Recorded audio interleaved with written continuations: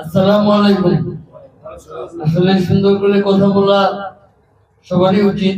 আমি সুন্দর করে কথা বলতে পারতাম এক সময়, কিন্তু এখন চেষ্টা করি কিন্তু পারি না। তো আমার জন্য দোয়া করবেন যাতে গান গাইতে পারি, যতদিন বাঁচবো গান গেয়ে যাবো। এই পর্যায়ে এসে এইভাবে একটা অনুষ্ঠানে আসবো, গানের মানুষ গান ছাড়া কিছু ভালো লাগে না।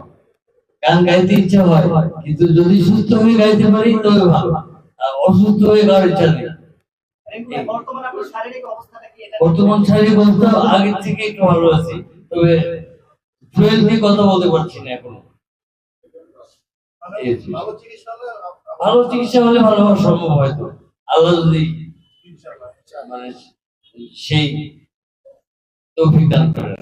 যারা সহায়তা করেছেন, পরিশ্রম করেছেন, একজন রাজ আর কি আছে, আমরা চাচ্ছি যে তার সাথে একসাথে দাঁড়িয়ে আমরা ওনারা আমার খানা একটু আসেন না মনে হয়। আর কেউ আছে?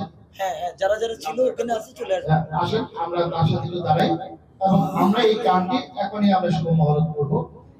গানটি আমাদের এখানে রেকর্ডেড আছে, আপনারা কেউ রেকর্ড করবেন না। গানটি মানে মনের যাবার আগে কেউ এয়ার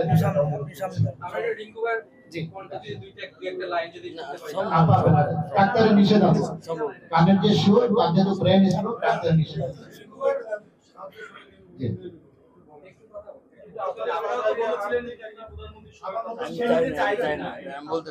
এটা ওনার মুখে বলতে চান না, আমরা তার শুভাকাঙ্ক্ষী শুভার্থী হিসেবে আমরাই দাবি করছি তার সাহায্য দরকার। আচ্ছা আচ্ছা আচ্ছা, ঠিক আছে ভাই, গানে ফিরবেন কিনা এটা বলুন। এই শাকিল কই? শাকিল, হৃদয়, এই গানটি আশা করছি দর্শক হৃদয় ছুঁয়ে যাবে। তারই সাথে একটু আবার ফিরে আসবে গানের উচিলায়, হয়তো কোনো দানবীর, হয়তো কোনো মহৎ ব্যক্তি নজরে পড়বে, হয়তো রাষ্ট্র তাকে ব্যবস্থা নেবে। আমরা এই আশাবাদ ব্যক্ত করে আজকের গানের এই শুভ মহরত অনুষ্ঠান এখানে উপস্থিত হয়েছে। আমাদের সামনে রিঙ্কু ভাই আছেন, তাকে নিয়ে অনেক কথা হয়েছে। আপনারা দুই একটা প্রশ্ন করেন, বরং সেটারই উত্তরটা শিখি।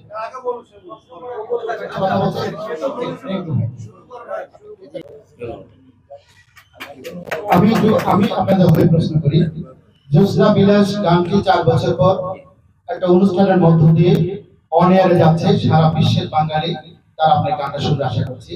আজকে এই অনুষ্ঠান আয়োজনে আপনার অনুভূতি কেমন? ও বাউল গানটি আলোচনা এসেছে, সেরা ছিল তার অবস্থা, তারপর থেকে এই পথ চলা তার কাপড় ছিল গানের শ্রোতা মাধ্যমে। সম্মানিত সুধী মণ্ডলী, আমরা শেষ করতে যাচ্ছি।